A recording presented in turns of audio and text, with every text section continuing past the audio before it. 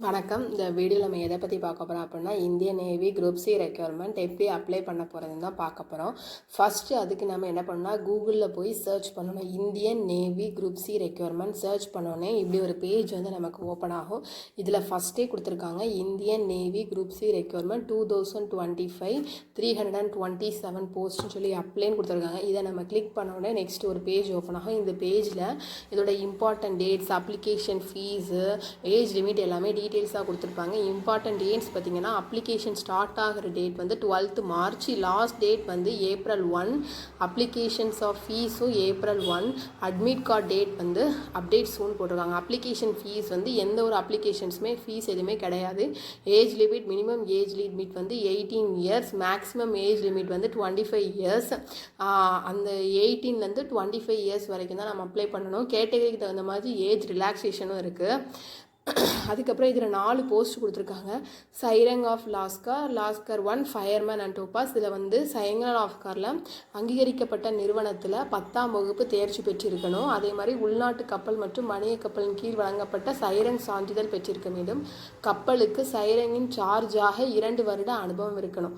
Lasker 1க்கு அங்கீகரிக்கப்பட்ட நிறுவனத்தில் 10ஆம் வகுப்பு தேர்ச்சி பெற்றிருக்க வேண்டும். நீச்சல் தெரிஞ்சிருக்கணும். பதிவு செய்யப்பட்ட கப்பலில் 1 வருட அனுபவம் பெற்றிருக்க வேண்டும். ஃபயர்மேன் போட் க்ரூ, அந்த வேலைக்கு அந்த ஜாப்புக்கு அங்கீகரிக்கப்பட்ட நிறுவனத்தில் 10ஆம் வகுப்பு தேர்ச்சி பெற்றிருக்கணும். நீச்சல் தெரிஞ்சிருக்கணும். முன்கடல் பயிற்சி படிப்பை வந்து முடிச்சிருக்கணும். அதோட சான்றிதழ்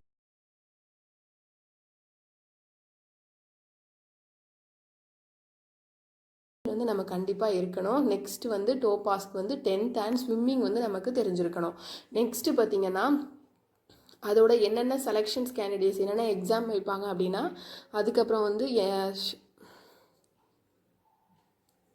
ரெக்யூர்மெண்ட்டுக்கு வந்து செலெக்ஷன் ப்ராசஸ் வந்து short listing form, written exam, skill test, trade test, document verifications, medical examinations and letters. இதோட டீட்டெயில்ஸ் எல்லாமே கொடுத்துருக்காங்க. நெக்ஸ்ட்டு சைரங் ஆஃப் லாஸ்காஸோட போஸ்ட் பார்த்திங்கன்னா 57, லாஸ்கர் 1ஓட போஸ்ட் பார்த்திங்கன்னா 192, நெக்ஸ்ட்டு ஃபயர்மேன் வந்து 73, டோபாஸ் வந்து 3. இதோட டீட்டெயில்ஸ் எல்லாமே இது கீழே கரெக்டாக கொடுத்துருப்பாங்க. அதுக்கப்புறம் இந்த பேஜில் நீங்கள் கடைசி பார்த்தீங்க அப்படின்னா, registration, general instructions, applications before apply online ஒரு 5 பாயிண்ட்ஸ் கொடுத்துருக்காங்க. அதை நீங்கள் வந்து ரீட் பண்ணிவிட்டு நெக்ஸ்ட்டு கீழே அப்ளை ஆன்லைன் சொல்லிட்டு ஒரு ஆப்ஷன் இருக்கும் கீழே. அதில் ரெஜிஸ்ட்ரேஷன்ஸ் அண்ட் லாகின்னு 2 ஆப்ஷன் கொடுத்துருப்பாங்க. அதில் ரெஜிஸ்ட்ரேஷன்ஸை நம்ம கிளிக் பண்ணணும். ரெஜிஸ்ட்ரேஷன்ஸ் தான் நம்ம நியூவாக இப்போ ரெஜிஸ்டர் பண்ண போகிறோம். லாகின்னா ரெஜிஸ்டர்ஸ் பண்ண ஐடியா மறுபடியும் நம்ம லாகின் பண்ணுறதுக்காக நம்ம யூஸ் பண்ணுறது. இப்போ நம்ம ரெஜிஸ்ட்ரேஷன்ஸை கிளிக் பண்ணணும். கிளிக் பண்ணோடனே நெக்ஸ்ட்டு உங்களுக்கு ரிஜிஸ்டர்ஸ்க்கான பேஜ் வந்து ஒன்று ஓப்பன் ஆகும். இதை ஜென்ரல் இன்ஸ்ட்ரக்ஷன்ஸ், இதுக்கு கீழே ரெஜிஸ்ட்ரேஷன் சொல்லிட்டு ஒரு ஆப்ஷன் கொடுத்துருப்பாங்க. இந்த ரெஜிஸ்ட்ரேஷன் ஆப்ஷனை கிளிக் பண்ணோடனே ஒரு பேஜ் நமக்கு ஓப்பன் ஆகும். அதில் உங்களுடைய பர்சனல் டீட்டெயில்ஸ்லாம் கொடுக்குற மாதிரி இருக்கும். லாகின்ங்கிற ஆப்ஷன் எதுக்கு அப்படின்னா, ஃபஸ்ட்டு நீங்கள் ரெஜிஸ்டர் பண்ணிட்டீங்க அப்படின்னா நெக்ஸ்ட்டு நீங்கள் லாகின் பண்ணுறதுக்கு லாகின்ங்கிற ஆப்ஷன்ஸ் கொடுத்துருக்காங்க.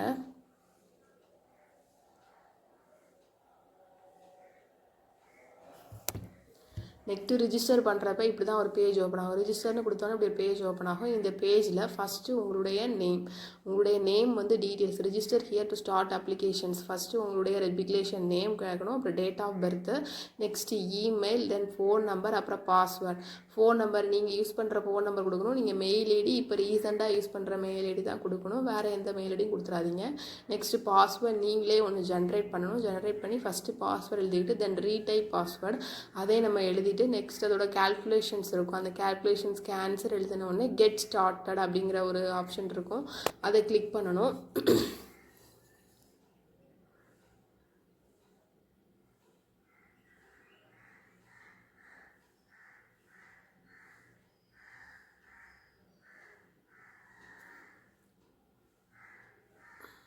தென் லாகின் இன் யுவர் அக்கௌண்ட்னு சொல்லிட்டு ஒரு ஆப்ஷன் வரும்.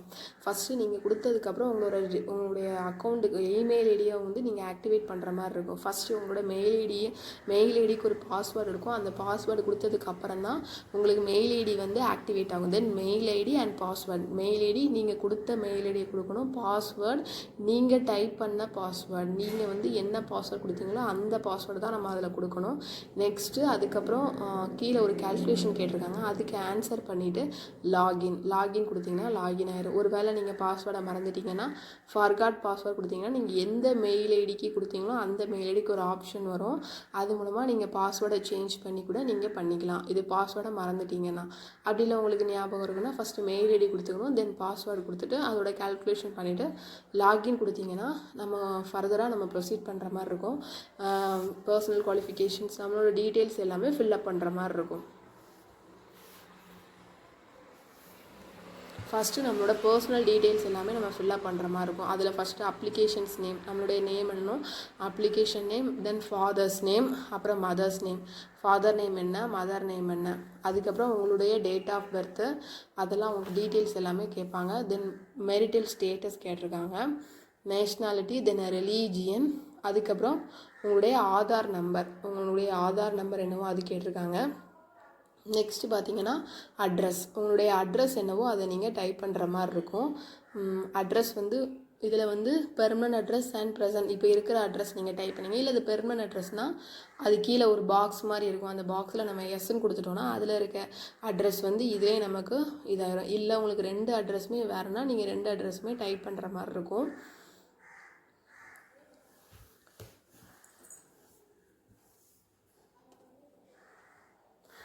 அட்ரஸ், அதுக்கப்புறம் உங்களுடைய நேம் எல்லாமே ஒரு தடவை கரெக்டாக இருக்கான்னு நீங்கள் செக் பண்ணிக்கலாம்.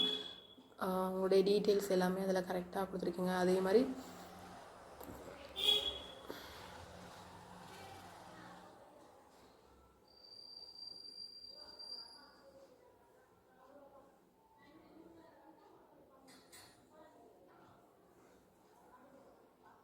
டீட்டெயில்ஸ் எல்லாமே கொடுத்ததுக்கப்புறம் இன்னொன்று உங்களுக்கு பர்சனல் இன்ஃபர்மேஷன்ஸ் கேட்பாங்க. பர்சன் வித் பெஞ்ச்மார்க் டிசபிலிட்டியா இல்லையான்னு சொல்லி கேட்பாங்க. எஸ்னா yes, no. Whether ex serviceman, எஸ்னா எஸ், இல்லை no.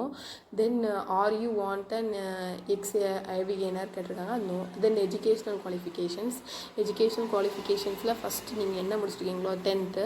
Then name of board state போர்டா இல்லைனா மெட்ரிகுலேஷனா, தென் இயர் ஆஃப் பாசிங் எதுவோ அதை நம்ம டைப் பண்ணிக்கணும். டோட்டல் மார்க்ஸ் நம்ம 500 மார்க், ஆப்டைன் மார்க்ஸ் நம்ம எடுத்த மார்க் அதில் டைப் பண்ணுற மாதிரி இருக்கும். தென் அதுக்கப்புறம் பர்சன்டேஜ் கேட்டிருக்காங்க. பர்சன்டேஜும் அதே மாதிரி தான், நீங்கள் என்ன பர்சன்டேஜ் எடுத்திருக்கீங்களோ அதை டைப் பண்ணணும். நெக்ஸ்ட்டு கிளாஸ் 10 சர்டிஃபிகேட் நம்பர், சர்டிஃபிகேட்டில் ஒரு நம்பர் கொடுத்துருப்பாங்க, அந்த சர்டிஃபிகேட் நம்பரை டைப் பண்ணணும். நெக்ஸ்ட்டு சர்டிஃபிகேட்டோட டேட், எந்த டேட்டில் சர்டிஃபிகேட் இஷ்யூ பண்ணியிருக்காங்களோ அந்த டேட் சர்டிஃபிகேட்லேயே கொடுத்துருப்பாங்க, அதையே நீங்கள் டைப் பண்ணிக்கலாம். எஜுகேஷ்னல் குவாலிஃபிகேஷன்ஸ் கொடுத்ததுக்கப்புறம் நெக்ஸ்ட்டு என்ன கேட்டிருக்காங்க அப்படின்னா உங்களுடைய கேட்டகிரி, அதுக்கப்புறம் நேம் ஆஃப் த கேட்டகிரி, தென் அதோட சர்டிஃபிகேட் நம்பர்ஸ் எல்லாமே டீட்டெயில்ஸாக கொடுத்துட்டு அதுக்கப்புறம் நெக்ஸ்ட்டு சேவ் அண்ட் கண்டினியூ கொடுத்தீங்கன்னா இப்போ நீங்கள் என்ன போஸ்ட்டுக்கு அப்ளை பண்ணீங்களோ அதுக்கு ரிலேட்டடான சர்டிஃபிகேட்ஸ் நம்பர் நீங்கள் கொடுக்குற மாதிரி இருக்கும். இப்போ ஃபஸ்ட்டு சைரங் லாஸ்கார் அப்படிங்கிற ஜாப்புக்கு நீங்கள் போஸ்ட்டுக்கு நீங்கள் அப்ளை பண்ணிங்கன்னா அதோட சர்டிஃபிகேட்ஸ் எல்லாமே நீங்கள் அதோட நம்பர் டீட்டெயில் எல்லாமே do you want to apply the போஸ்ட்டாக சைரங் ஆஃப் லாஸ்கார் எஸ் கொடுத்தீங்கன்னா அந்த சர்டிஃபிகேட் நம்பர், அந்த சர்டிஃபிகேட் இஷ்யூ ஆன டேட்டு, சர்டிஃபிகேட் நம்பர், அதோட டேட், நெக்ஸ்ட்டு அதோட ரிஜிஸ்டர் நேமு, அதோட சர்டிஃபிகேட் நம்பர் எல்லாமே அதில் கொடுக்கணும். நெக்ஸ்ட்டு பார்த்தீங்க அப்படின்னா லாஸ்கர் 1க்கு எஸ் கொடுத்தீங்கன்னா அதோட register vessel name, registration number, registration date எல்லாமே கொடுக்கணும். வேறு நிறைய எக்ஸ்பீரியன்ஸ் இருந்துச்சுன்னா அதையும் நம்ம அதில் டைப் பண்ணிக்கணும். தென் ஃபயர்மேன் க்ரூ பார்த்தீங்கன்னா அதுக்கேற்ற மாதிரி ஃபயர்மேன் எந்த இடத்துல நீங்கள் முடிச்சிருக்கீங்க, எந்த ஒரு கோர்ஸில் நீங்கள் முடிச்சிருக்கீங்கன்னு சொல்லி மெரைன் இன்ஸ்டியூட் நம்பர் கேட்கும். நெக்ஸ்ட் அதோட roll number, next pre sea course form இருக்கும் அதோட நம்பர், அதுக்கப்புறம் ஃப்ரம் எங்கேருந்து எத்தனை டேட் வரைக்கும், எந்த டேட்லேருந்து எந்த டேட் வரைக்கும் நம்ம முடித்தோம் அதோட சர்டிஃபிகேட் நம்பர், அதோட சர்டிஃபிகேட் டேட் எல்லாமே அதில் நம்ம டைப் பண்ணுற மாதிரி இருக்கும். அதோட குவாலிஃபிகேஷன்ஸ் டீட்டெயில்ஸ் தான் கேட்டிருக்காங்க.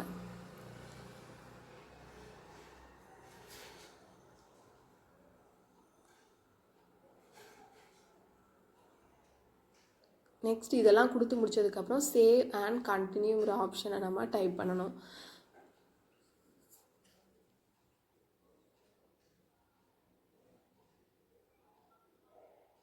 பண்ணோடனே நம்ம டாக்குமெண்ட்ஸ் எல்லாமே அப்லோட் பண்ண வேண்டியது இருக்கும். ஃபஸ்ட்டு நம்மளுடைய அப்லோட் பண்ண வேண்டியது என்ன பார்த்தீங்கன்னா ஃபோட்டோ, நம்மளுடைய ஃபோட்டோ தான் ஃபஸ்ட்டு நம்ம அப்லோட் பண்ண வேண்டியிருக்கும். Photo, signature, next 10th mark sheet, அதுக்கப்புறம் பர்த் சர்டிஃபிகேட், அப்புறம் நீங்கள் முடித்த கோர்ஸ் சர்டிஃபிகேட்ஸ், அதுக்கப்புறம் கேட்டகரி சர்டிஃபிகேட்ஸ், இது எல்லாமே நம்ம அப்லோட் பண்ண வேண்டியது இருக்கும். ஃபஸ்ட் நம்ம அப்லோட் பண்ண வேண்டியது ஃபோட்டோ அண்ட் சிக்னேச்சர்.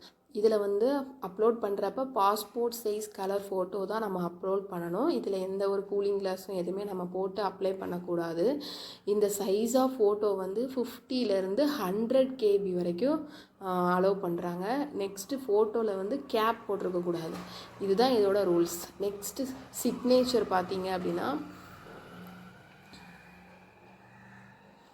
சிக்னேச்சரும் இது கீழே நம்ம ஃபஸ்ட்டு ஃபோட்டோ, நெக்ஸ்ட்டு சிக்னேச்சர் வந்து should be a plain white paper with black இங்கால் நம்ம சைன் பண்ணி அதை ஸ்கேன் பண்ணி ஃபோட்டோ எடுத்து அனுப்புகிற மாதிரி இருக்கும்.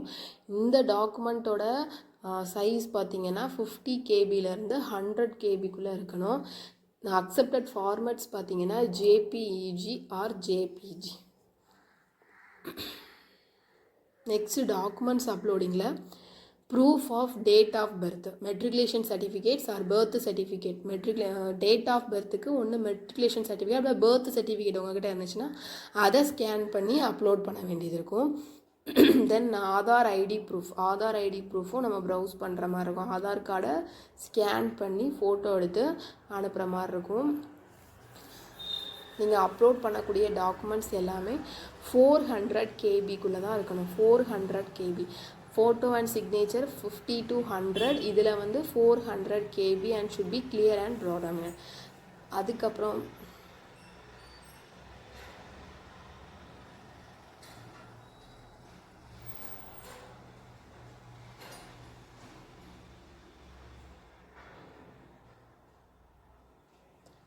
நெக்ஸ்ட்டு வந்து 10th certificate and SSC mark sheet. இப்போ நீங்கள் செகண்டரி ஸ்கூல்ஸ் முடிச்சிட்டிங்க அப்படின்னா அந்த சர்டிஃபிகேட்டே நீங்கள் அப்லோட் பண்ணிக்கலாம்.